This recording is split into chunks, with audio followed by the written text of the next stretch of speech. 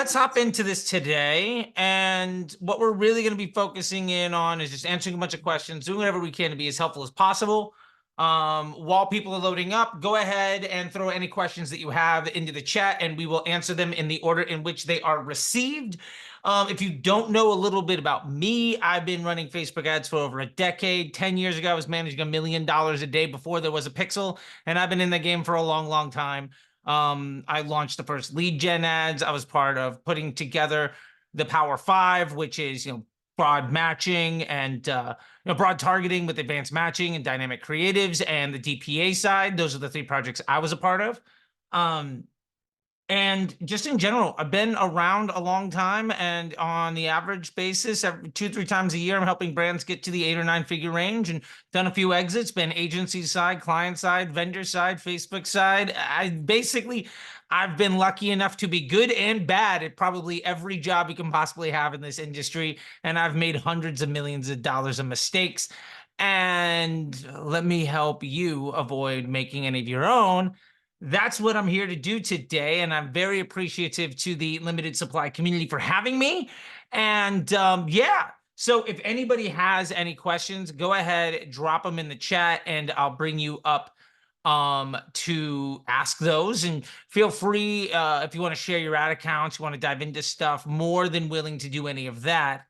And while we're waiting on everybody to fill that up, I want to address 3 big things of sort of the mentality that I would give just about anybody, and the way that I like to look at not only Facebook ads, but e-commerce, lead gen, and business model amplification in general.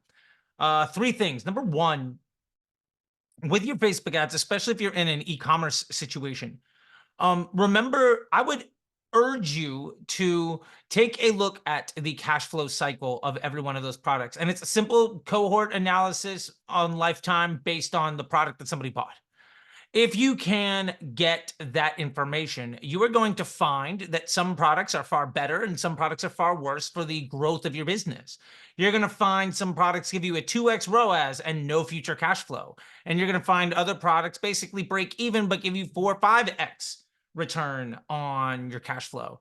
And you ultimately have to decide in your business what is most important. Are we trying to make a profit today or generate a business that has projectable profits that we can reinvest in the growth of our future? And I will say this, every business that I've taken to a 7, 8, 9 figure, and we're talking under outfit, came in, we were doing 50K a month. We got to over $1 million a week. At 310 Nutrition, when I came in, they were doing a couple thousand a day, and we left 2 years later at a $100 million valuation. These are the types of things that I've done over and over again, and figuring that stuff out is tremendously important. Ideally, you're going to find out that one of your offers is far better than the rest for the amplification of your business model, which gets me down to point number 2. Point number 2 of all of this is that prioritization of your data integrity is far more important than getting the best overall result today. One of the instability points that a lot of people are seeing with massive overspends or results being really unpredictable and stuff that we've seen over the last couple of weeks. For the record, there's been basically 3 days of a Facebook issue that has resulted in 6 to 8 weeks of instability for a lot of folks that have not prioritized data. Instead, they're launching a lot of creatives, they're launching multiple products, and they're doing cost caps, A+, and all this other stuff that is using predictive elements and unstable assets with no data behind them. And on the flip side, everybody that's leaning into letting Facebook promote one offer or a limited set of offers, and then working on their business model to amplify the value of that attention and improve the conversion rate and revenue of each person that we see, and then ultimately leverage ads that live for a long time to let the Facebook machine know that they ultimately how to use their ads for your benefit. Remember, Facebook's business model is the retention of attention for profit. So basically, Facebook's trying to give the Facebook user the best experience. The average person swipes the height of the Eiffel Tower on a daily basis. If your ads get in the way of somebody having a positive experience, that results in a higher CPM and lower reach. Ultimately, though, you have to find how do your ads give the end user the best experience in a way that also gives you a consistent flow of users and an audience type that your business can monetize, which also brings us to the last thing. The fewer moving parts you have, the more predictable that customer journey that ends in a transaction is, and ultimately the easier it is for you to test what happens to improve the lifetime value of that customer journey. And why that's really important is, think about it in the real world. If your store changes, if every day you change the type of people that come into your store, it's going to be really hard for you to understand what products to put up front. If every day the customers have different needs, it's going to be really hard for your salespeople to understand how to talk to them to convert.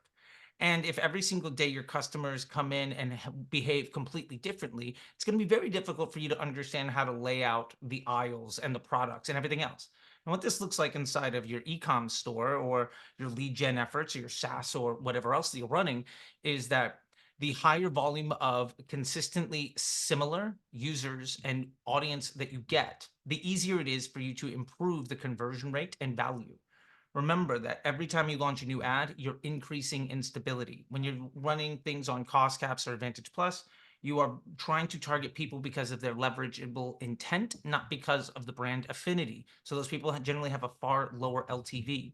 And my ethos across everything is to ultimately stabilize the type and quality and volume of attention that we know how to monetize at a profit for future transactions, and then take some of that future profit and add it back into the business. And if you're in a situation where you say, well, I can't wait for LTV, my business doesn't work like that, then I would say your business is your biggest problem. And you need to focus on, how do I secure future transactions with my customer base? A business model is what scales an ad account. An ad account is not what scales a business model. And if you're hoping to figure out how to massively scale your business with killer ads, understand that if you were to 10x, 20x your business tomorrow, you couldn't handle that volume. But if you learn how to do it in a slow, controlled fashion, you can easily 10x your business on an annual basis. A win should be at least 200 or 300% growth. If you're at 20 or 30, that's just business as usual. And I now feel like this room is loaded up a bunch, so there's a lot of questions in here. And I'll start to address all of those. For those that don't know me, once again, my name is Charlie, founder of Disruptor School, been in the game for far too long. I stopped counting my ad spend in like 2015 because it was like over 500, 2018 because it was like over 500 million. But I'm here to basically be your source of truth and how Facebook works, because I teach people every single day how to see more success and less stress, because I've worked with the engineering team to design how the platform operates. And instead of myopic subjective opinions on what people are seeing, I've actually spoken with the engineering team to define how it works. And I'm here to relay that to you. So all that to be said, let's get into Chance. Your question first. What I'm going to do, buddy, if this is okay, I'm going to add you as a pin to this. So it'll just be you and me chatting.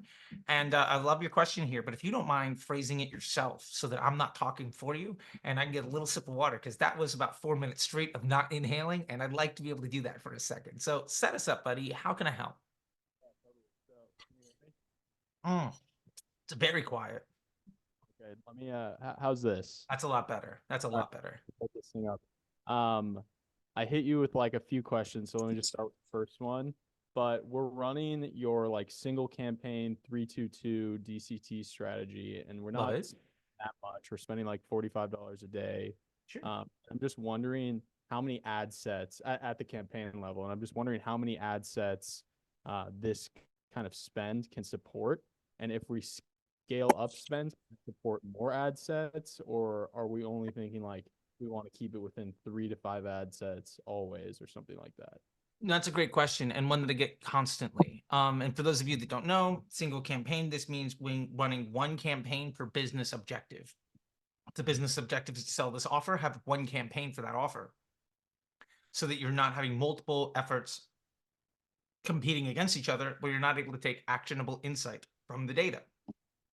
The 322 DCT strategy means 3 dynamic creatives, 2 primary text, and 2 headlines. This is the simplest version of a dynamic creative that also allows you to take creative testing insight, but maximizes the volume of data that goes to each individual iteration of the options of the elements in that ad. So your question was at $45 a day, how many should I have? I'll say this.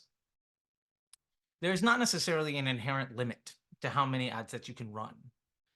In general, the more moving parts you have, the less stable and the lower the actionability of the data is. I have a golden rule. If I'm running a test and it doesn't help me make an informed decision, that test is a waste of time and money. The more pieces you have, the harder it is to understand if something is good or bad. More importantly, and to answer your question more directly, I generally don't run more than 3 ad sets in a campaign, even if that's one ad set that has my best post IDs and a couple dynamic creatives. Because my focus isn't necessarily to find the best winning ads. There is this misnomer that, well, all I need is more ads and I'll get more results, better results. Well, the more ads you have, the greater the instability, actually, the harder it is to be successful. The only reason that people are leveraging more ads as a win is because when you are setting up cost caps in Advantage Plus, you are also setting up a depreciating flywheel. Basically, your ads are going to get worse faster and faster because you are forcing bad experiences onto people. And the only way to overcome that is by volume of creative. And what happens is everybody says, well, what we did is we leaned in more creatives. The only way to outpace a depreciating flywheel is to do more work. And that is ultimately a path of very bad results. And ultimately what happens is the people that come to your store look more and more different. That's not good. So what I like to do is say, can I get, in a perfect world, I've got one ad set that's got a couple of proven post IDs that are informed, where I know according to a 4PI analysis, 4PI being spend, frequency, CPM, and efficiency, I know basically where they sit in the funnel. They're top of funnel, mid funnel, bottom funnel ads. That portfolio is more or less stable. I know what the output is going to be. The purpose of the dynamic creative tests at that point are then to see if I can beat any of the elements in that portfolio. If I've got a few ads that are all sitting top of funnel and doing very well, but I have an efficiency problem, my overall blended omni-channel CPA is too high, well, then I probably want to launch 2 dynamic creative tests. They're going to sit lower in the funnel or improve my efficiency. Now, if I've got 5 of them, especially with the lower spend, odds of me being able to understand what's good and bad go way down. And ultimately, spend and complexity and time are the 3 variables that you have. If you want to spend a little bit of money and be very complex, understand that's going to take a tremendous amount of time. If you want to be very complex and do it in a short time, it's going to cost you a fortune.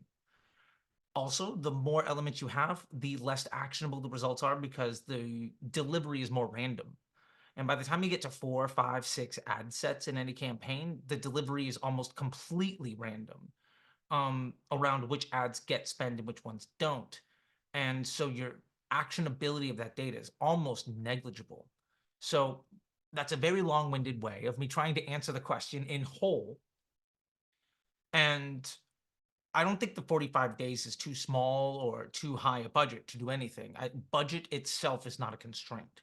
I think that what is the constraint is ultimately, again, your time and your actionability of the data. So at $45 a day across 5 ad sets, I would say that it's probably going to be almost impossible for you to see what works and what doesn't, and will take you a long time to hit consistency. If you were to move in with smaller moving pieces, you're going to at least know how those things perform faster, which ultimately means you're going to know what you need to improve on faster. And it's not as everybody has this misnomer of trying to find the winning ad. It's not about trying to find the winning ad. It's about what is the weakest link in my chain and how do I make it stronger so that ultimately the most important question of all, can I spend more money? The answer to that is yes. But the last thing we'll have to remember is that Facebook sits at the top of the funnel. Then there is email and organic and search and all sorts of stuff that ultimately ends in a transaction. And that transaction is the beginning of a customer journey. Your money is made at the second, third, fourth, fifth transaction in that customer journey. Trying to optimize the top of the funnel for maximum profit generally means the ability to make this money is damn near impossible. So make this as stable as you can and then improve your business model and operations everywhere else. And then you'll be able to know Do I need more of a certain type of person? Do I need my ads to sit in a different part of the funnel? And then you can be very laser focused on the creative testing that you're doing to solve that one specific problem. Instead of just saying, how do I find the winning ad? How do I find the winning ad? How do I find the winning ad? Which almost always ends up being an ad with a higher CPM and a better CPA and a higher frequency, because they all index bottom funnel. And then you say, well, I'm trying to scale my budget and it doesn't work. And it's because you're basically trying to scale a bottom of funnel effort with no ability to amplify the size of the funnel to begin with. So that's a very long-winded answer, but hopefully a complete one for you. Does that make sense? Yeah, perfect. Thank you. Yeah, no problem. By the way, if anybody else has questions, go ahead and load them in the chat. But Chance has got 2 more, so until people load them up, Chance, let's just keep going. Yeah, I'll go. So going off that first one, then how long should we wait to like kill an ad set if Facebook's deciding not to spend too much on it, or if it's spending very little on it? When do we know, like, all right, this thing? Yeah, and that's a great question. And again, one that I get asked a lot. How do I know when the ad is bad? Well, are you able to increase your budget? Is your omni-channel efficiency good? I can't tell you how many times I see a bad ad with a terrible CPA. It's getting like 40% of the spend. We turn it off. Results look great for 3-4 days, and then they tank. Because that ad, while it on Facebook had, according to attribution, a negative CPA or ROAS, God help if you're using that metric, what it's doing is it's filling the funnel. And it's helping you amplify the business. Oh, there we go. That. So instead, what we want is to have an ad account simple enough so that we can know, hey, this ad set is getting more or less spend. And as that ad set in this case gets more budget, what happens to my blended CPA across my business? If this ad getting more budget makes my blended CPA improve, that ad is good. If my blended CPA gets worse because this ad gets more budget, then that ad is bad. But be fully aware that that ad might look terrible according to the attribution on Facebook, but what it's doing is it's doubling your email and search revenue. I'm working with a brand right now in my brand accelerator program, and they're trying to hit a blended CPA of $40. Their Amazon is coming in the high teens, and their Facebook is coming in at 130. He was struggling to get his Facebook down to 40. Instead, we doubled the budget at 130. Got it. The CPA went to like 150, 170. But we saw a massive incremental lift on Amazon, and his blended CPA last month, we've doubled every month for the last 90 days. And his blended CPA went from a 32 to a 28. And now I think it's at like a 35. 40 is his target. We still are not spending enough. And that's 5% increase of the budget Monday, Wednesday, Friday. And that's doubling his budget every single month. So the first part of that is just to understand the only way you know if the ad is good or bad is, does it earn more budget? And if so, do my results lessen or get worse? And if you can't answer that question, then you can't know if the ad is good or bad. And it has nothing to do with the attributed revenue or performance efficiency of that ad itself. That has nothing to do with the bottom line. In fact, overwhelmingly, when people chase really good CPAs on Facebook, their blended CPAs suffer because they're effectively getting duplicitous attribution from Facebook and email and Google and TikTok and Amazon, whatever. Well, maybe not Amazon, but the point is, like, if all of your ads are chasing better and better CPAs, what you're not doing is growing the funnel in the business.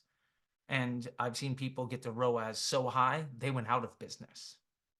And so long and short answer is, make it simple enough that you can say this ad is doing good. Now, to the other point of that, if your ad isn't getting any spend, but your blended CPA, let's use this example, targets a 40 and you're coming in at 35, you don't have a problem. And the worst thing you could do when you don't have a problem is start fixing things. The only question you need to really answer is, can I spend more? And if you can't spend more, you should have known that a couple of days beforehand, looking at week over week, month over month trends. And if you do not have the ability to do that, that is because your system is too complex. And if it's too complex to make informed decisions on how to grow the business, I don't care what your performance is, because when it goes bad, and it will, you won't have any idea how to fix it. And then you're just waiting to basically get wrecked. And I would highly recommend not waiting, but being actionable in your data. Does that help? I know that's not necessarily a direct answer, but the point is that I think the premise of the question needs to be challenged a little bit. Yeah, that helps. And it makes sense to, I guess you're kind of advocating for a more holistic look at like all of your revenue sources and all of, your marketing channels. Yeah, I mean, remember that Facebook sits at the top of your marketing funnel. So the efficacy of the top of your marketing funnel is about the net output of your business efficiency.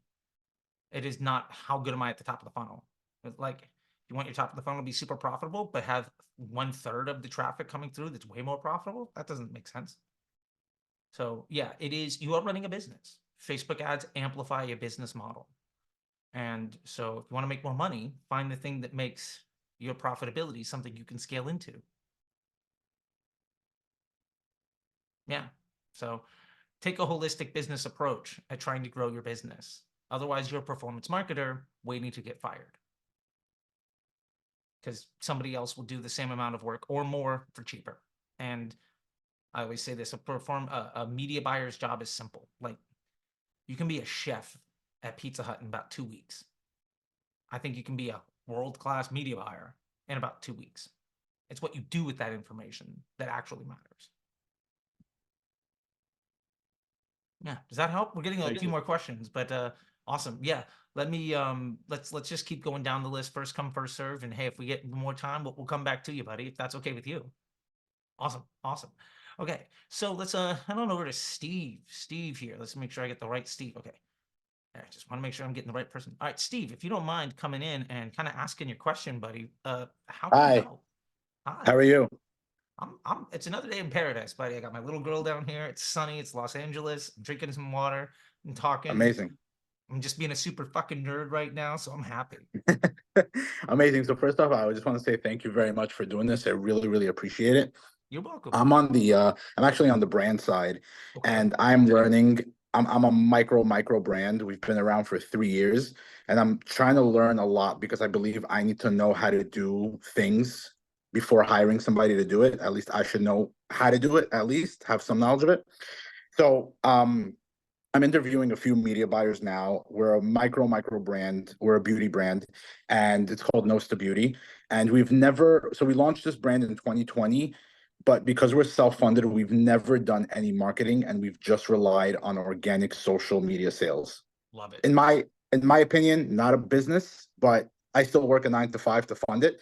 But this year, it's like we had a baby 2 years ago, and now we're like back in action, if I may say. So we're revamping and retooling things, and we need to get into Facebook ads, and we need to get into TikTok ads. We're doing very well on TikTok organically, but it just goes like this, and then just so we need to keep going like that, or at least like this.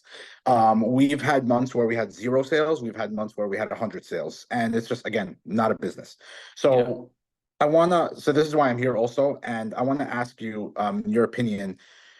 Starting out, I've heard literally split down the middle 50-50. For a small brand, don't dare touch Facebook ads. You need a lot of money. The other side said, you're not going to have a business without Facebook ads. You need at least $5,000 a month. So from your opinion, just starting out, I mean, not just starting out really, but 3 years, revamping now, putting some money into the business, into Facebook ads. Would you recommend I hire somebody? I've gotten around between $1,500 and $2,000 for somebody to manage, and then another $50 to $100 in ad spend a day. Go for it. Hold off. That's a great question. What do you sort of think? Yeah, that's a great question. First off, I would say that it's intellectually dishonest for anybody to say that it is the right or wrong move. I've dealt with businesses where the exact same business model with 5 different entrepreneurs, and the way they got there was different. Every single one of them. I think in my experience, what helps people build a 7 or 8 figure business is being excellent at like 3 things and focusing in on that. Sounds to me like organic, you crush at. Awesome. I would say that you can probably do pretty well with Facebook ads, even if it's a smaller budget. That's fine. I would ask you, have you gone after, or does it feel like a good fit for your personality type in the way that you think to potentially go after things like email and search or Google or Amazon before going into Facebook? The reason I ask is those are generally more stable and more profitable platforms, although they won't really let you scale in the same way. The reason I say that is because ultimately what Facebook does is it amplifies your business model opportunity. However, if your business model opportunity does not have the bandwidth or is not efficient enough to afford that type of amplification, you can spend a lot of money in basically overwhelming the operations that you have set up. Does that make sense? Yeah, it does. And over the past 3 years, we've learned a lot. I mean, if anybody can know now, if you know back then what they know now, they would do obviously things different. Of But course. the, the reason why I would like to get into Facebook ads is because I feel like we have such a viral product and a very unique and niche business. Nobody's really searching for Okay. nostalgic makeup. Nobody's really searching for, we have like I don't know how old you are, but we have like a VHS palette, a I'm CD 40, so palette, don't like worry. This that. is gray Okay, in my beard. Yeah, perfect, perfect. So we made like it's very clean makeup. It's very niche. When people actually hold it and feel it and touch it, they're taken back to the 90s. They start got you. crying. So we have a really good foundation, but not enough eyes. Like Hmm. if we handed it to 100 people, 98 love it.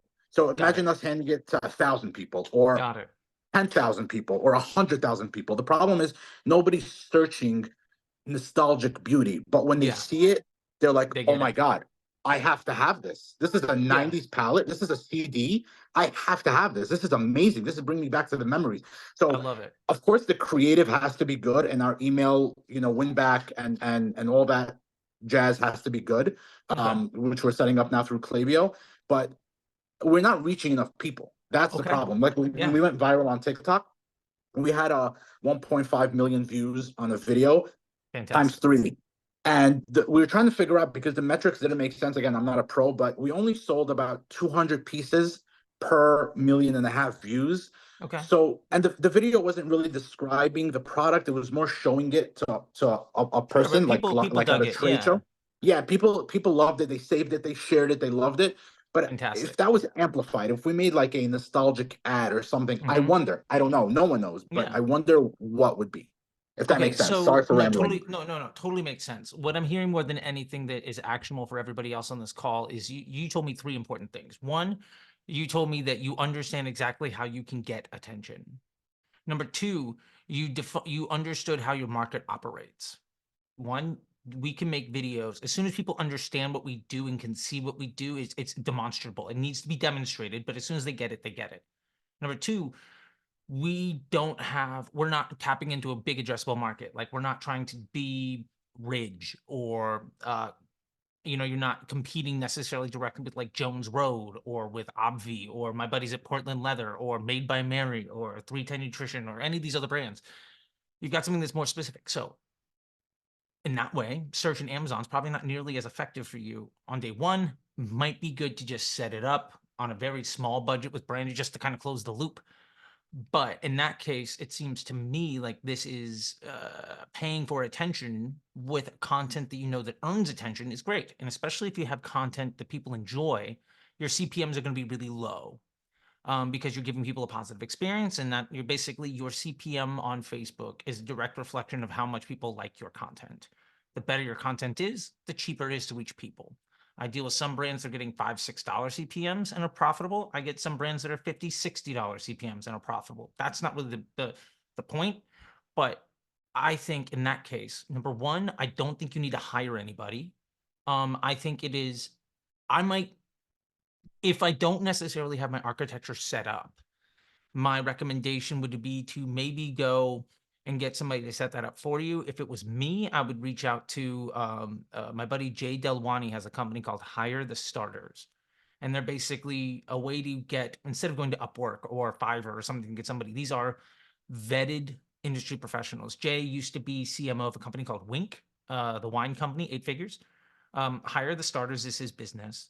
I think it's $295 to get started, to get an account, and then you can individually hire somebody. What I would do is I would specifically hire somebody for the sole purpose of making sure that my ad account and my pixels and my ability to run ads was QA'd.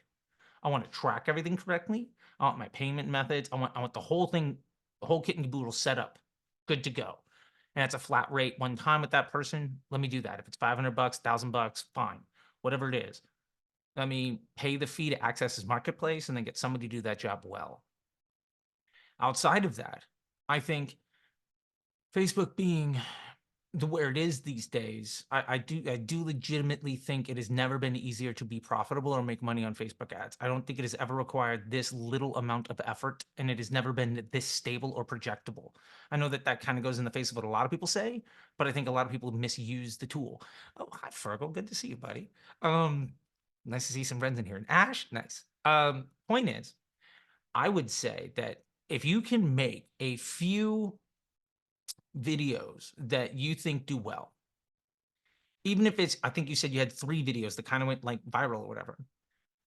That ad type that we're talking about before, that 3-2-2 copy, the 3 creatives, 2 headlines, 2 primary text. Take the headlines as basically what works well on your landing page, what the copy around the add to cart button is.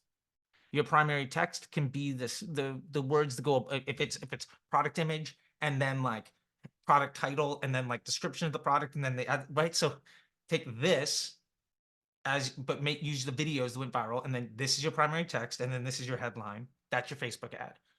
Launch that yourself. Your targeting could be women in the United States, 18 plus.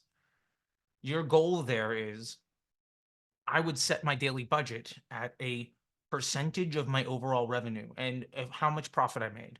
So for instance, or I could say I have a set budget of X to see if it'll work.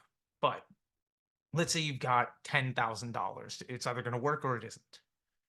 Then your job is not going to be profitable on day one, probably not. But before that, every sale you make basically extends the time that money runs out.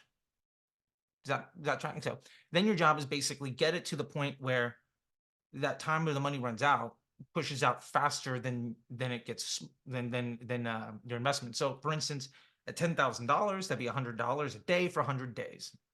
If you start earning $105, $110, $120 a day, not just from your ads, but from your business as a whole, you start to get to the point where the day that your runway ends is further and further each day. And that allows you to then increase some of your budget. And you can also say, if it's an abject failure, I've clearly defined a set of in my bank account that I'm willing to invest to see if it works. And if it fails, I'll try something else. That's the route I would probably go. And so Facebook ads feel like a great way to do that. Shameless plug. Also, next week we have Jordan West coming in to Disruptor School. We'll do a masterclass. I think he's sponsoring it so everybody can get in for free. But he's going to be doing a thing on TikTok Shops. That might also be a great opportunity to leverage. I think because I'm on there. Okay, good. Yeah. So, I would be looking at it as, what is my blended cost per acquisition? Every single sale, basically total spend divided by total sales. I don't care if it's a repeat customer, first time, I don't care. And then ultimately, I need to know what is my allowable cost to acquire a transaction. And the higher my volume, odds are, the higher that cost can be, because my margin on each transaction can be a little bit less. If you do 100 units versus 10, all of that. Figure out that number. Figure out that sliding scale. Then figure out what I'm willing to invest. And the beauty of a 3-2-2 ad, and maybe you have 2 of them or 3 of them side by side, is that you're going to let the machine ultimately deliver to the Facebook user your content to make their business more effective. And if you have a few different ad sets all running in a setting the budget at the campaign level, you're going to let Facebook deliver the end user the best experience. And then your job is simply to say, when I give the end user the best experience, does this also present to me a positive business outcome? And the realistic answer is you're probably going to find a little bit of the gray area. Like my buddies running HexCloud, they don't just run Gordon Ramsay reels that go viral, or TikToks that go viral. They also need product shots. There's a balance. In general, the viral reels that you have are going to probably be full screen vertical video, which means they show up in less places, and they're going to be more appealing to individuals that whether they're buying or not. So I would expect their CPMs to be low. I would expect the frequency by day basis to be low, and I would expect the cost per purchase on them to be relatively high. I would consider, if I have I think you said you had 3 videos, maybe you can make 3 more, and you can take your best 6 videos and then one other ad set that is more just product shot. And the purpose of that is to say somebody knows what we're doing. Let's overcome some objections with features and benefits, stuff like that. If it was me and I didn't know how to do that, I would reach out to Creative OS and get some templates. They have it for Canva and Figma. They've got some great stuff. You can get one thing, or you can get all the expert packages and good stuff with that. And if you want a discount on that, you can use Disruptor. I get a discount. My buddies run this. It's on the company. Don't pay full price. Just always ask me for any SaaS. I got a discount because I know all the people. But that's the way I would go. And that way, basically, you have 2 things to capture attention. One thing to overcome an objection and close the deal, and then let Facebook spend the money where it's the best result for the end user. And if that money goes to a place that is ultimately not moving business forward, turn it off. And then it's just a matter of, let me find that balance. And if we've said $100 a day for 100 days to $10,000, hey, you got 3 months to figure it out. And if you fail, try something else. But you're probably in a place where you know you should be investing something to see if it works. And my expectation is just, at the end of the 3 months, if I can have $10,000 in the bank, if I can basically break even over that 3 months, that's a massive win. Like that means it's all, wheels up, let's go. And if I only have 1,000 left in the bank, that means at least I made some money, and hopefully I'll be making decisions along the way. But it's trend analysis week over week, trying to work on my business model of what happens. And as those things come in, you're going to see CRO efforts and email efforts and other things to optimize. But that's I think the first big inflection point. And if we were to ask our buddy Sharma, he would say also probably send out a product to 100 individuals to get more content. So when people look you up on TikTok, it's going to be there. And that's 100% accurate. Yeah, I met Sarma. He's great. Yeah. And fun fact, Jason Panzer of HexCloud, his son is working at Sharma Brands as like one of their media buyers now. Yeah, it's a whole family thing. But That's anyway, cool. That's where I would go. And remember that you can always champion your customers. You're already doing good things organically. If people tag you in videos or pictures, you can always use that as content. Like, just leverage that, because I don't think you need a lot to be able to say, can I spend more money? And the answer to that is yes. And then your definition of success is, can I get people to buy a second time? And if you can improve the rate at which people buy a second time, and ultimately, can I still spend money? The answer to that is yes. Then you're going to start stacking up fractional banking and making a lot of profit. Yeah, no, for sure. And I'm going to go to that website now. I think somebody put it in the chat. Thank you very much. I'm just afraid, petrified. I mean, I've played around with it. I've YouTube videos and whatever, but I'm petrified of like running the bank dry because of if I screw one thing up. So I'm definitely going to go on the site and find somebody to just like help me just like map it out. Just like you said, that'd be great. That'd be really great. Because I don't want to screw it up. I'm an entrepreneur. I'm running on like very low, but like I'm hire willing to somebody take else. 10 grand. Yeah. That's it. That's all I am. I'm petrified of it. I get it, dude. So that's what I love about what Jay's done. It's just it's a solution marketplace. And then, hey, look, if the person's good, you can hire them full time, but I don't think you need anything. The operational efficiency you would need to have in order to pay for somebody to run the ads, it can take you less than an hour a week to do the work yourself, is an astronomical barrier to overcome. Yeah, because I've got quotes for $1,500 to $2,000 a month plus ad spend, and that's just like, it's a lot. Yeah, you're gonna run out of money in half the time. And remember, you can have time or money, and money is not infinite for you. But if it takes you 3, 5, 6 months, your time is something you've got. You've proven that over the last 3 years. So that's where I would go. Gotcha. Okay, amazing. Thank you very, very much. That really helped me a lot. I really appreciate it. No problem, man. I'm here to help. That's what I do. I love it. This is great. I'll do this all damn day. This is my like 3rd or 4th hour today doing this stuff. I'm happy. I love it. Thank you. You're welcome. All right. We got Jack Spicer. Okay. Not to be confused with Jake Singer, although they're next to each other on this list. Hey, Jack, how can I help, buddy? Hey there. Yeah, so my question changed a little bit after hearing you talk. Okay. So I'm working for a company that sells a durable good, and we get a lot of organic traffic right now, but our repeat rate is pretty low because it is a durable good that won't wear out for 4 years. It's a golf accessory. So from hearing you talk, uh, as you were talking about starting to run ads, I hear that you're almost recommending looking at just your blended MER in total, not looking at like being profitable on the first purchase. Is Mhm. that what I was hearing you say? Yeah, I would even challenge the concept of looking at MER. Ultimately, your business thrives on three things. One, cash flow. I get money in the future. We know that. Another thing is profit. Got it. I make my cost of goods and my cost to sell that thing less than what I get for that thing. The misnomer here is that you have to look at day one and day two and day three as different things. Let me give you an example. Now, mind you, I understand that not everybody, some people might need to be cash flow positive for a while. But if anybody buys a second time, you no longer have to be cash flow positive. Let me give two examples here. Number one, say 10% of people buy again in 90 days. For the purpose of this conversation, let's say it's $100, and in 90 days, 10% of those people come back and spend another $100. Okay, my LTV, or at least at this point, my cash flow cycle is a 90-day cash flow cycle to 110. Theoretically, if I spend 105, and that's including COGS, if I spend 105, I make $5 per customer. Now, if I spend 105 on the first sale and the second sale is free, well, my blended cost across both of those transactions, I'm still net positive.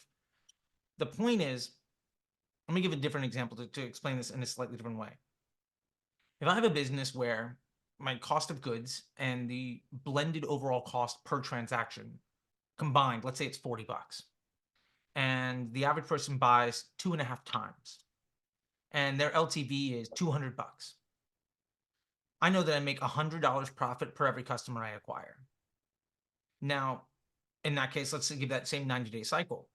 I might need to break even or better for that first 90 days. But that blended CPA on day 90, and obviously not everybody's hitting on day 90. It's not 100%. Like, this is an overly simplified Yeah, cash flow model. But on day 90, my CPA drops by 10%. And on day 180, it drops by another 5%.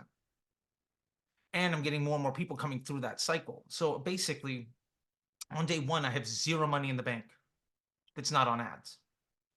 On day 90, I'm sitting with 10% of what I had on day one in there as soon as I wake up. So, like, my cost of operations to scale the business is already levied a little bit from the recurring revenue. The hardest part is for people to start looking at the customer journey as what they're buying instead of that first transaction. And overwhelmingly, yeah, what that does is it forces them to make that first transaction more and more efficient by changing the ads, changing the audiences, changing the marketing, doing everything they can, getting cost caps, Advantage Plus, whatever they can do to get that sale for as efficient as possible. The problem is, if everybody looks different and they're buying because of their intent, not because of brand affinity, the likelihood of them buying a second time is far less. If people aren't gotcha. buying from you because they're bought into the business or the features and benefits of the offer, they're probably buying into because of price or because of immediate need. Price and immediate need do not build loyalty. And the likelihood of you being able to turn a customer into a repeat customer is exponentially more difficult if every person that buys for a different reason. Now, these are obviously hyperbolic examples, but I'm just trying to make the point, right? Like, we can't get into the nuance of everything, but that's the overarching structure to it all. Does that make sense? Yeah, what I'm hearing you say is think more about the customer journey, and that will be able to guide your acquisition strategy. Yeah. I mean, look at it this way. This is the way that I look at it. And it was interesting. I was supposed to have a conversation with somebody today, but I was on with Jordan West and we were supposed to talk with Taylor Holiday today, but they fell through at the last minute. But really, the idea we were going to talk about was first day profitability versus long tail. Let me challenge the way that you look at direct to consumer marketing and business growth in general. The first sale is a lead. Your profit is made on the second and third transaction. If you can think, how do I break even on acquiring the opportunity to get additional sales at a larger margin? If we know that basically that first sale is potentially the highest AOV, but probably the lowest margin sale you make, because your cost per acquisition for that first sale is higher than any other sale in that customer journey. If I break even on day one on the sale, but that second sale, instead of costing me 50, only cost me 20, well, I make an extra $30 on that transaction if the AOVs are equal, right? The point is, if you look at business growth as that initial transaction as a lead, and you have a lead gen business where you're trying to convert a lead into a customer, because when somebody buys once, one of the things I hear all the time is people are like, I'm not going to pay twice to acquire the same customer. You've never acquired a customer. Brand loyalty is a fallacy. If you instead say, what I'm doing is I'm running lead gen to be able to acquire additional transactions via customer journey and product quality and customer service and email and all sorts of other things, your profitability is going to be a lot higher. And all you have to do is figure out, how do you make it to that second cash flow inflection point? And that's really what a lot of the business is about. If you want to grow, if you want your Facebook ad report to look good, but be stuck at basically February, things go to shit. In the summer, things go to shit. And then October to beginning of January, things look great. Then you can basically sit at 20, 30% growth every year because you get some customers coming back. But it's not because you're actually any better at growing the business. Does that make sense? Yeah. And then quick shift of question. So tactically, what are you doing, or what do you recommend for campaign setup, or is that different per business? Because like I know the common thread guys are like one campaign per offer, and some people are like top of funnel, middle of funnel, bottom. What are you seeing work? I've basically had more or less the same structure for like the last 6 years. One campaign, broad targeting. I want, ultimately, where I differ from Taylor is that I'm willing to say that one product, if I'm selling 12, one of them is probably best for my bottom line. If I sell everything at a profit, then that also means I have a bunch of ads that aren't nearly as smart as they could be. If I'm promoting, say, 10 different products, that means my ad spend is spent across, think of it as 10 employees, and I'm trying to train them to be good at their job. Well, that means every employee is 90% dumber than they could be. And objectively, one of those employees makes me way more money than the rest. That way more is obviously subjective, right? Like, but the point is, if I were to sell, it's interesting, I was talking with somebody earlier today, and they had a free plus shipping offer with an LTV of $15. And when they went full price on a $40 offer, their LTV was $400 with like 4 additional sales. Now, performance marketers, common thread, would sell the shit out of that $15 LTV item because they can make the sale for $5. But you saying, well, that costs me $385 in LTV for every customer I acquire, maybe that's not the best thing for my business's bottom line if what I'm trying to do is scale my cash flow. Second thing is, Facebook as a funnel is a funnel within a funnel, right? It is the top of funnel for your marketing efforts, but it exists in a world where people, one, you're not the only person selling that product. When I was running New Balance, we found that even at broad targeting, when this was the beginning of the Power 5 and advanced matching and all that stuff, 2/3 of our daily budget on a first impression at like New Balance money was targeting people in an abandoned cart at our 5 biggest competitors in the last 7 days. You're in market for something. That's why Facebook's showing you the ad. It's not because, well, I found the targeting to force my ad onto somebody because of some other third-party data point that may or may not have legitimacy. So you can say, I want to have this funnel within the funnel be as efficient as possible to make money everywhere they possibly can, or it can be stable. And if it's stable and you're running a scientific method, if every variable you have is basically a control, and what you're working on is, how do I take a customer that buys once to being somebody that buys a second or a third time? How do I force multiply the cash value of every customer? Well, then the more you change what's going on in Facebook, the more difficult this is going to be. So for me, as somebody that is trying to grow a business, I want as few moving parts with the most amount of autonomy to the platform. And ultimately, when I do that, we're going to find that some ads are going to always sit at the top. Some ads are always going to sit at the bottom of the funnel, and how Facebook is using it in their own funnel. And if I know how that's going to, and if I know the volume and quality and value of a customer that comes through there, then I can work on the things that happened before or after or alongside of that. If that's widely variant, if I'm running the Andrew Ferris in common thread style of cost caps on everything that makes a profit, my ability to do conversion rate optimization on my landing page is basically null and void. And my ability to focus all of my efforts on getting a customer that buys once to buy a second time is basically out the window, because I'm trying to solve 1,000 problems instead of the one of most value. So for me, that campaign structure, one ad set or one campaign, generally up to 3 ad sets, usually a control element with 1 or 2 items A/B testing against each other to improve the weakest link of that control element, targeting the entire and going after anybody that can. Because ultimately, I just want Facebook to be a constant. And if that constant occurs in a way where I can add more budget, the broader the application of that architecture, the more scalable it is. So Got that's my hopefully straightforward, although somewhat long-winded version of an answer there. I hope that's okay. Yeah, I like that. I like the idea of making it a constant and then reverse engineering on the back end. So thank you. Yeah, no problem. And I would say this, like, I've just realized my battery died. So there we go. Okay. Batteries. Your time and effort as an operator should be spent on the things that give you the most revenue. That first transaction is the least profitable one. That to me says what I need is just guarantee that I'm making those transactions, and then let me build the value of them. That you can be micro efficient, or you can look at macroeconomics, and that's the difference between a performance marketer like Ferris and Taylor and all of them, and what I consider growth marketing, which is people that are growing businesses versus spending your money efficiently. And to be fair, there's value to both people. I'm not saying that one is better or worse than the other one. Their definitions of success are different.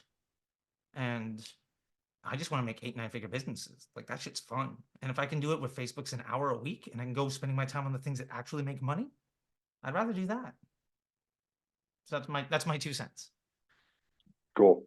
Well, Awesome. thanks, man. You're welcome. All right, what else we got? We got Mary. You're up. There's 2 Marys here. Uh-oh. They're both green. All right, let's see what I can do. Hi, Charlie. Thanks okay. for all the help. You're welcome. Let me bring you on up here. Boom. Okay. Thanks for unmuting. I was like, there's 2 Marys. They're both green. I don't know who's who. Okay. Anyway, how can I help? So I guess this question stems from in the past, I ran a Facebook campaign. It performed well, but then when the product went out of stock, I turned it off. And then when stock came back in, I would turn the campaign back on, and it wouldn't perform as well as before. So then there's always a learning curve that a learning curve that I go through where I test more creatives. I find a campaign that works. It goes out of stock, turn it off, and then when it comes back in stock, the same situation. And so this time, I'm curious just your thoughts on if you have a product, it's going to be out of stock, you have a campaign that's performing well, and I know in the beginning you mentioned about how Facebook wants a positive user experience.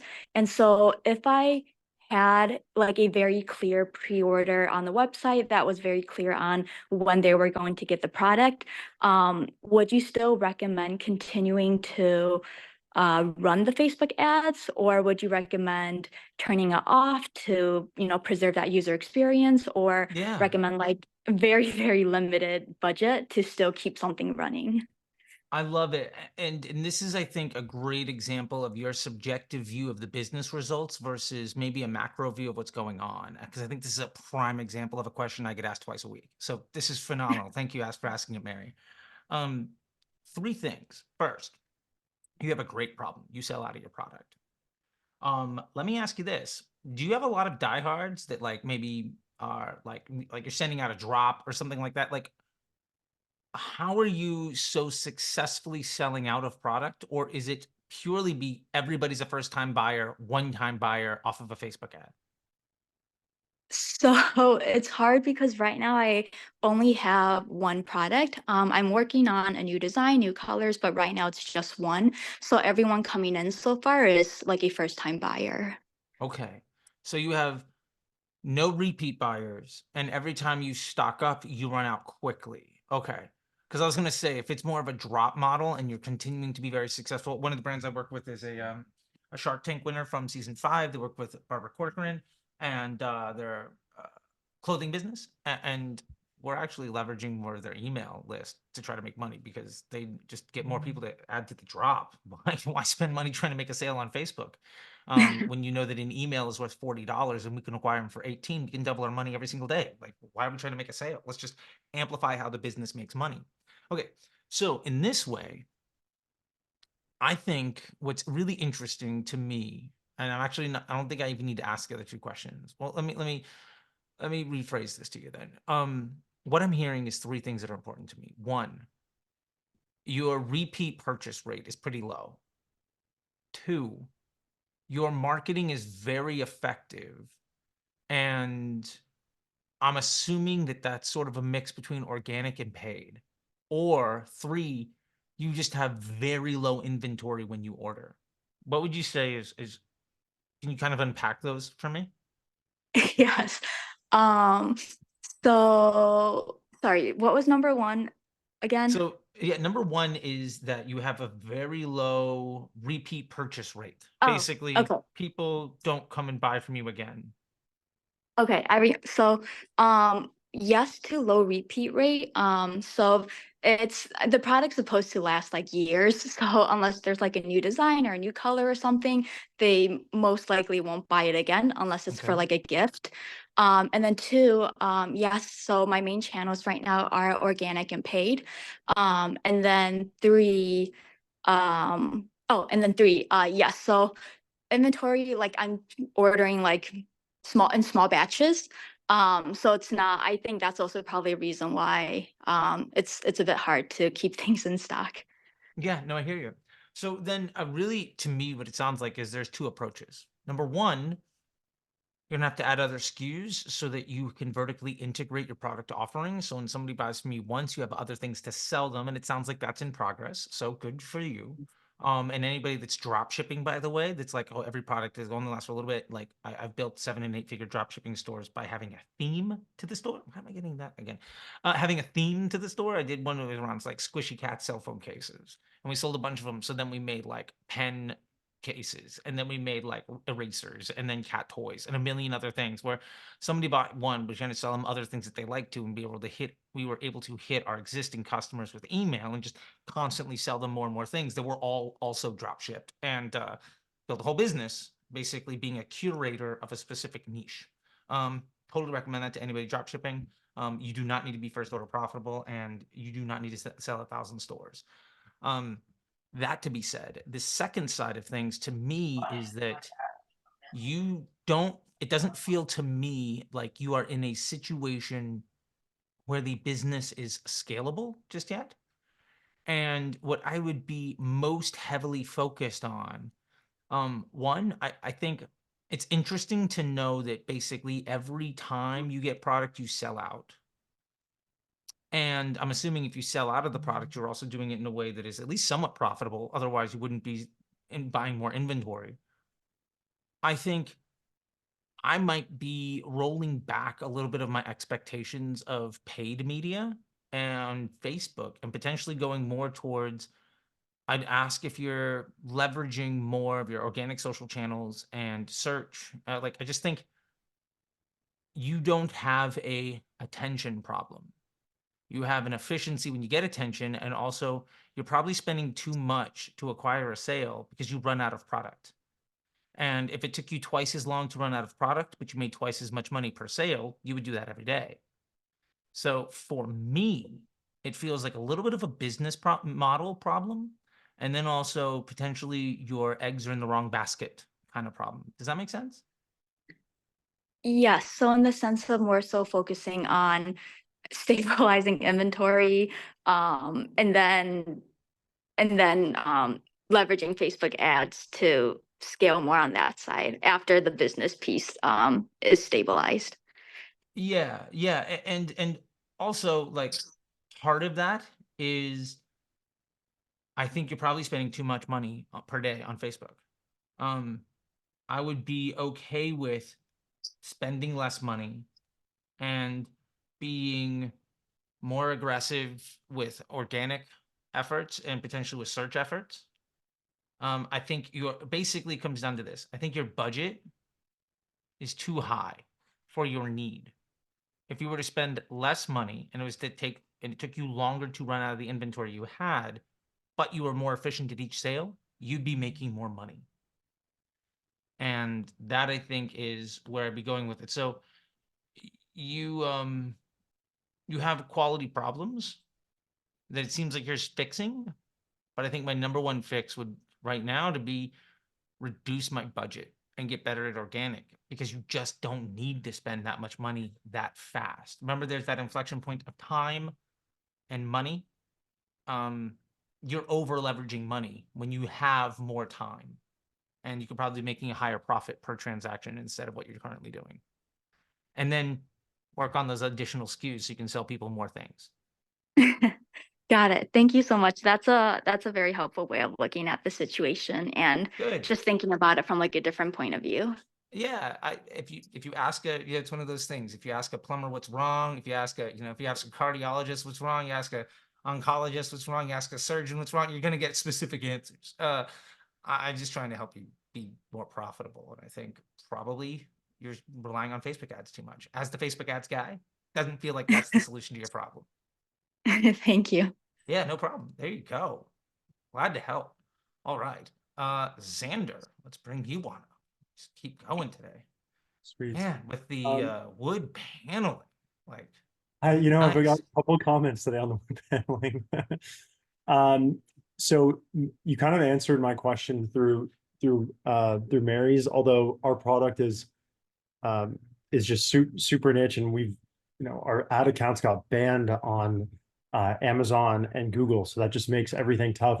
But my takeaway from what you just said is not to rely on Facebook as much and really hammer that organic growth as much as possible. But and correct me if I'm wrong there, but my question that I'll shift it to is, how do you determine whether the issue is with your offer, your landing page, or the ad creative? Like, at what stage in that customer journey? That's a great question. And I think it's actually going to be a little inclusive of the slight modification I would take to your insight from the stuff before, which is a lot of syllables to say, I think you almost got it, but let me answer that question in a more Thank you. holistic way. Yeah, sorry. No, that's fine. I just found myself like trying to win Scrabble here when we're just trying to keep it simple. So first thing, the purpose of Facebook ads is to amplify your business. Generally speaking, I think that running Facebook ads is a luxury problem that brands have when they are trying to invest some of their profits for the purpose of growing their business. I think a lot of people run into trouble because they say, I've got a thing that I believe in. I'm going to drop money on Facebook and see if it sells. That is overwhelmingly a path to failure. 80% of businesses fail. And it doesn't even necessarily mean that the business is bad or the product is bad. But if you don't have a way of attracting attention and a landing page and product and offer that converts, no amount of money you drop in the Facebook ad account is going to fix that problem. So what I recommend people to think about is, Facebook is where I'm going to take some of my profit. I have a thing called profitable scaling margin, right? What is my margin with which I can scale from my profit? If I'm making sales and every day I'm making $100 profit in my business, am I okay with spending $20, $30, $40, $50 of that and amplifying the opportunity in my business model to improve? The answer may or may not be yes. How much am I willing to invest in the potential to grow my business? If I'm not making sales, or if my business isn't working, one of the most assured ways of losing a ton of money is to try to fix it by running Facebook ads.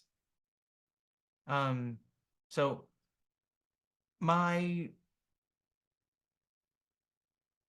biggest bit of feedback here would be, I generally don't have this problem because I'm not running my ads on things unless it's already successful. And when somebody comes to me and they say, I've got a great idea, all I need to do, like, you ever watch Shark Tank? And the person's like, I got everything, all I need now is your money. Categorically, they're rejected because they don't have everything. Money isn't going to fix the problem. Facebook ads isn't going to fix the problem. And like the conversation we had a bit earlier with, I think it was Steve talking about, like, they got really viral content and they can do real stuff and they want to start running ads. That's a great situation because you learned how to monetize. You learned what type of attention works. And you have some revenue that you can invest in the growth. If you don't have those things, the cost to learn on arguably the least efficient marketing channel out there, maybe TikTok is more or less efficient depending on how good you are at content and what type of content you make. It's going to be astronomically expensive for you to invest in that validation of an idea. Facebook is not where you go to validate concepts. It's where you go to invest some of your revenue in generating more. It's like if you were to only buy stocks on margin instead of money you have in the bank, you're probably going to lose everything, including the shirt off your back. So that's where I would go with it, if that makes sense. And if I have a business and I want to try new offers, use it. Use your business. Like, for instance, I was running, when I'm at Under Outfit, we had a huge success with the buy 3 bras, get 1 free. Well, we launched that as an email effort against our existing customers. It hit. We launched it as a post-transactional upsell to our customers. It hit. We launched it as a retargeting offer for the people that came and wanted to buy 1 but didn't like it. It's something we call rebuttal upsell. You didn't want 1, how about buy 3, get 1 free? That hit. We eventually baked it into just anybody that buys 3 of anything gets a 4th one free. We did the same thing with a $200 gift card for $150. We validated it through our business model. Does the way we operate validate this concept or not? And if it doesn't, that might be a great idea, but it's a distraction from our current business objectives. And it's a very expensive choice to make. Sometimes you need to make those pivots, but overwhelmingly, most businesses are not in a place where that's the right idea. I would say your success rate is probably far less than 1 in 10. So yeah, does that help? Yeah, thank you. You're welcome. Awesome. Love that question because I get it a lot. And people are very bummed when I say don't is the answer. All right. Listen, I'm gonna butcher this. Is it Coolshit? Takasa.co? I don't know. I'm a white kid from the suburbs in America. I'm gonna screw Yeah, that was up me. every time. Yeah, okay, cool. Like I Cool G. Cool G. Yeah, cool G. Okay, yeah. White Okay. suburban American. I'm ignorant as fuck. So my apologies. Yeah. Like I will own it No worries, man. from the get-go because I'm gonna get it all wrong. Yeah. Yeah, no worries. No worries at all. Yeah. Yeah, no, my question was just on, I guess you answered it, Okay. about blended CPA, I guess, right? So Yeah. are you just calculating ad spend divided by the number of orders to Mhm. get your blended cost? And it doesn't matter if it's new or existing customers or anything. Yeah. Yes. And people often ask me about the new versus existing customers. And my question to them is, when a new customer pays you $50, is it worth less money? No. Yeah. Okay. Is it easier to attain? Probably. Yeah. Do you make more profit on that? Awesome. So just get more repeat customers. Easiest way to get more repeat customers? Get as many new people that all look the same. Easiest way to do that? Stop running cost caps and creative testing and testing a million audiences and changing everything all the time. Stability Yeah, is we're the easiest way to predict the outcome. just learning, sort of just speaking with that one customer in mind and Yeah. continuing with that. And My next, just one more question is, what Sure. playlist on your YouTube sort of channel do you recommend a beginner on Facebook to sort of That's watch? a good question, because usually my answer is like, go look at Nick Terrio and Dara Denny, because they are more elegant at saying a lot of the things that I say. We don't always agree. But that being said, it's kind of hard to focus on a specific playlist because I think they're now kind of just done by year. But I would try to go through the building the 322 ads. I think I have multiple examples of that for Hexclad, for Alex Hermosi, for a bunch of those. That operationally will help you. And Okay. then I think I would go to the 322. I would go to the 4PI. And then I would look into more of I think those are a great place to start. And then from there, you can kind of get into more of the conversations around, am I trying to scale my business? Do I need more operational expertise? I'll be honest, there are a lot of people a lot better than me to tell you how to push the buttons. Okay. I am not a button pusher teacher guy. But yeah, that's where I would start. And those questions that you get from those, hopefully I have other stuff to answer it.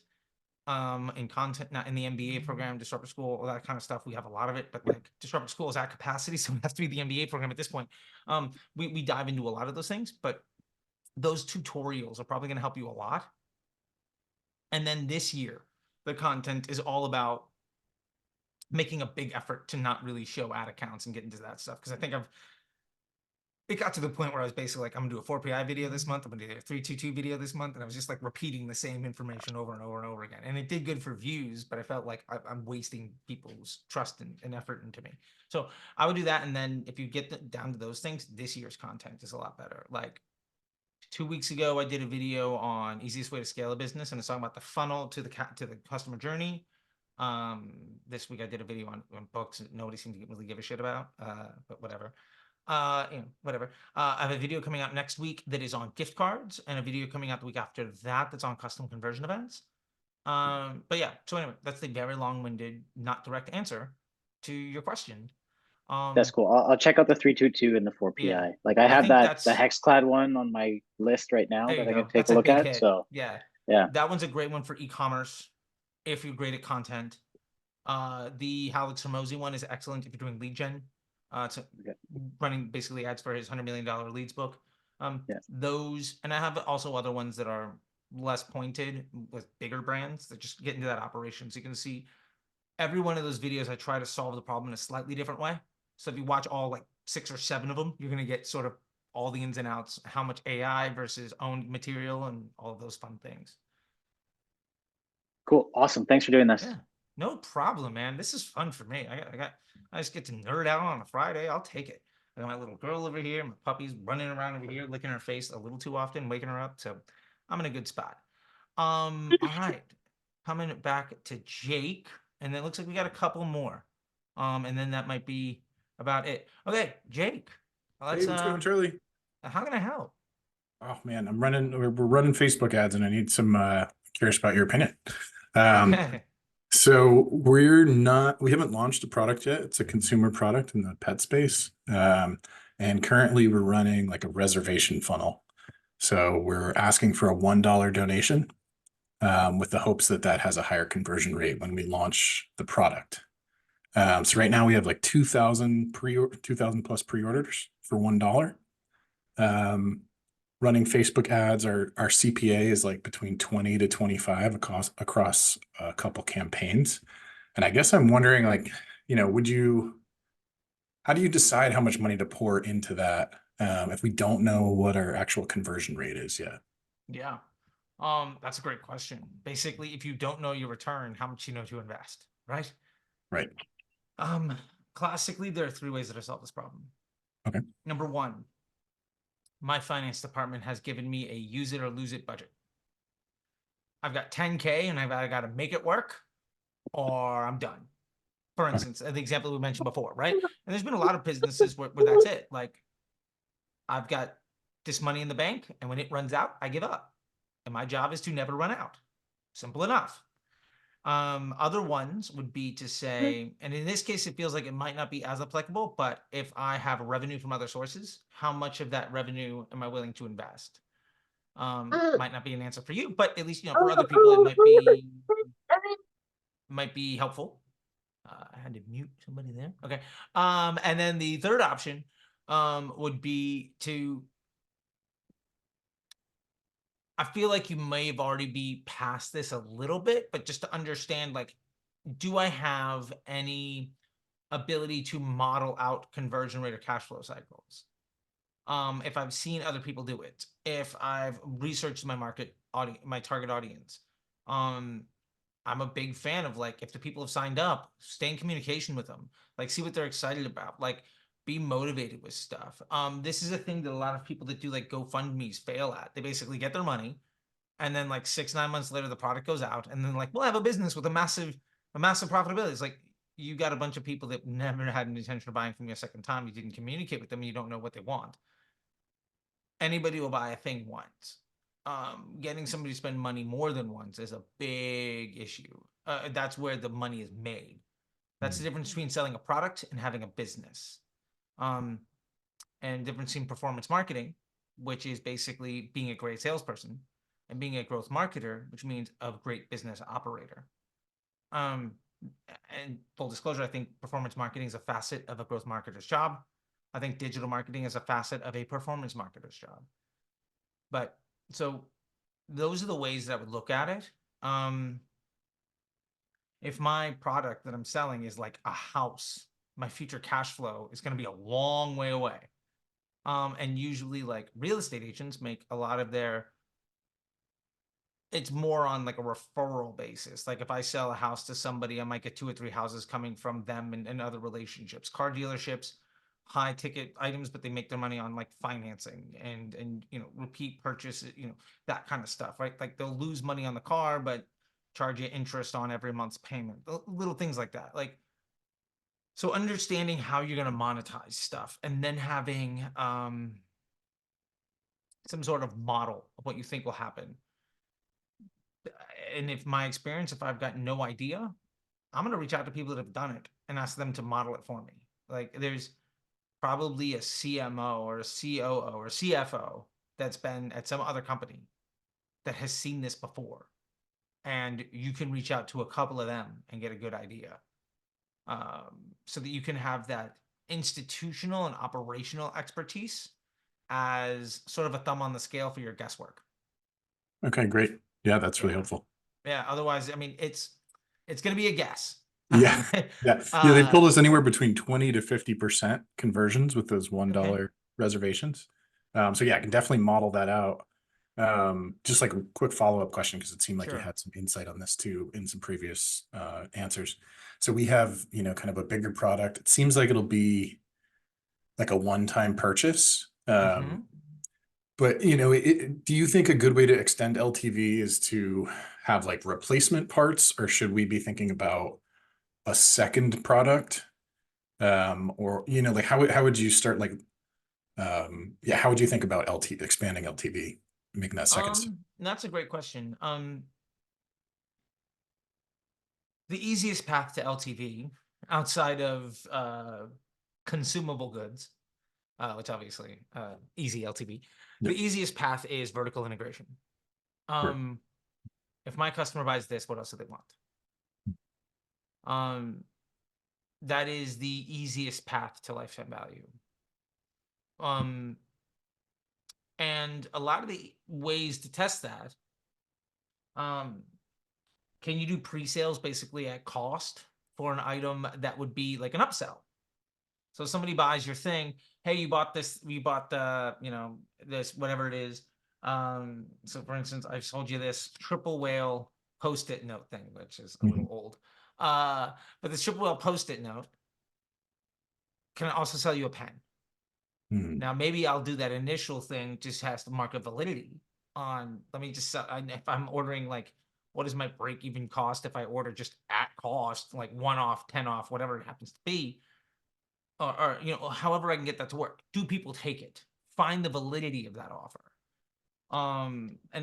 And if you don't know what that stuff is, my number one suggestion to people is if you sell a physical good, go to Amazon and see what the recommended products are. people bought this, also bought this. Amazon literally tells you based I off love of the that. buying behavior of millions of people what to vertically integrate. Oh, And to that's be such a fair, good, that's incredible advice. I'm glad. Yeah, I've 100% Gotta done do that. it.